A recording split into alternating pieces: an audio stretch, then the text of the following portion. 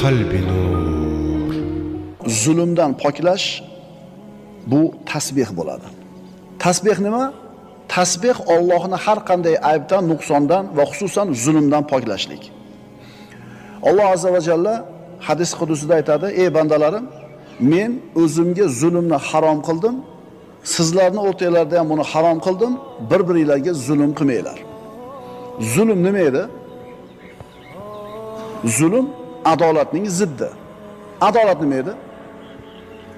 Adolat har bir haq egasini haqqini berishlik. Zulm mana shu haq egasini haqqini ado qilmaslik.